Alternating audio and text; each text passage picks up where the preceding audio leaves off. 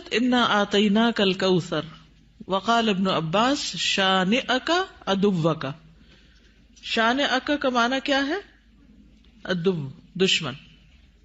اور شان سے مراد یہاں نبی صلی اللہ علیہ وسلم کا دشمن ہے. اس سے مراد عاص بن وائل، ابو جہل یا عتبہ ہے. لیکن عام معنی یہ کہ قیامت تک جتنے بھی لوگ رسول اللہ صلی اللہ علیہ وسلم کے دشمن ہیں، چاہے وہ آپ کے دور میں تھے یا بعد میں آئے، وہ سب انجام کے اعتبار سے خائب و خاسر ہیں، نامراد ہیں. حدثنا آدم حدثنا شیبان حدثنا قتادہ عن انس رضی اللہ عنہ قال لما عرج بالنبی صلی اللہ علیہ وسلم الی السماء، جب معراج پر لے جایا گیا رسول اللہ صلی اللہ علیہ وسلم کو آسمان کی طرف، قال تو آپ نے فرمایا اتیت علی نہر، میں ایک ایسی نہر کے پاس آیا، حافتاہ اس کے کنارے قباب اللؤلؤ مجوفا، کہ وہ قبے تھے خالدار موتی کے، چھوٹے چھوٹے جیسے گنبد سے بنے ہوئے ہوتے ہیں نا. فقلت ما ھذا یا جبریل، میں نے پوچھا یہ کیا ہے جبریل؟ قال ھذا الکوثر، فرمایا یہ ہے نہر کوثر جو انا آتیناک الکوثر کے پس منظر میں ہے.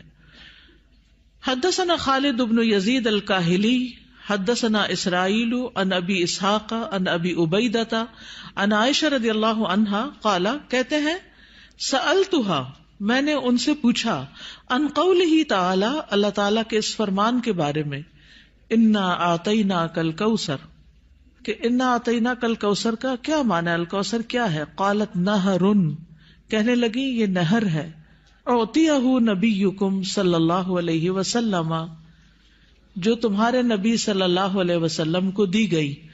شاطئاہ علیہ در مجوف، شاطئاہ اس کے دونوں کنارے، علیہ ان پر، در موتی ہیں، مجوف خولدار یعنی اندر سے کھوکھلے. آنیتہ اس کے برتنوں کی تعداد کا عدد النجوم، ستاروں کی گنتی کے برابر ہے. ستارے کتنے ہیں گن سکتے ہیں؟ انگنت. رواہ زکریا و ابو الاحوص و مطرف عن ابی اسحاق. تو انا آتیناک الکوثر کا معنی کیا ہے؟ بلا شبہ ہم نے آپ کو کوثر عطا کی. حدثنا یعقوب بن ابراہیم حدثنا حشیم حدثنا ابو بشر عن سعید بن جبیر عن ابن عباس رضی اللہ عنہما انہ قال فی الکوثر هو الخیر الذی اعطاہ اللہ ایاہ، کہ کوثر وہ خیر ہے جو اللہ نے آپ کو عطا کی.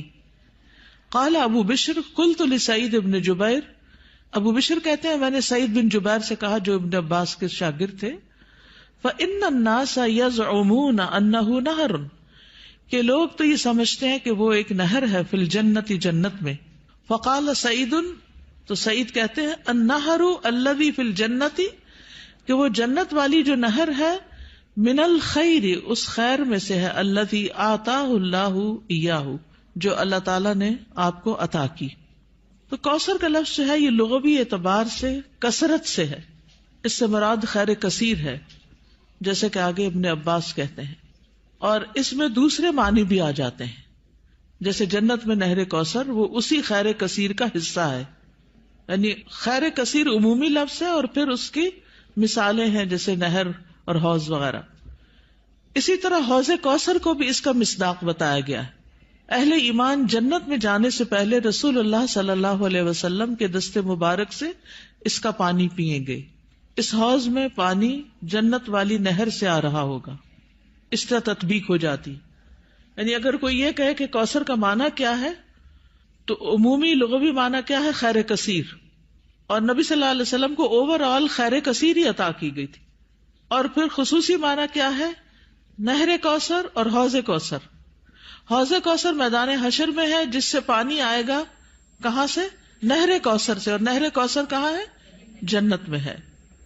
اسی طرح آپ صلی اللہ علیہ وسلم کو دنیا میں جو بلند مقام ملا اور آپ کا ذکر کثیر ہوا اور آپ کو فتوحات نصیب ہوئی، یہ سب بھی خیر کثیر میں شامل ہے.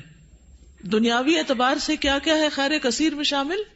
فتوحات، بلند مقام اور ذکر کثیر. نہر کوثر کی خوشخبری سن کر آپ صلی اللہ علیہ وسلم بہت خوش ہوئے تھے. صحیح مسلم کی روایت ہے, حضرت انس کہتے ہیں کہ ایک دن رسول اللہ صلی اللہ علیہ وسلم ہمارے درمیان تشریف فرما تھے.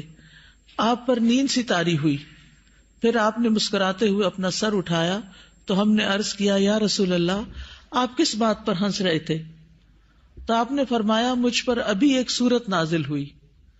پھر آپ نے بسم اللہ الرحمن الرحیم انا اعطیناک الکوثر فصل لربک وانحر ان شانئک ھو الابتر پڑھی, اور فرمایا کہ تم جانتے ہو کہ کوثر کیا ہے؟ تو ہم نے کہا, اللہ اور اس کا رسول ہی بہتر جانتے ہیں. آپ نے فرمایا, بے شک وہ ایک نہر ہے, مجھ سے میرے رب نے اس کا وعدہ کیا ہے, اس میں بہت سی خوبیاں ہیں. وہ ایک حوض ہے جس پر قیامت کے دن میری امت کے لوگ پانی پینے کے لیے آئیں گے.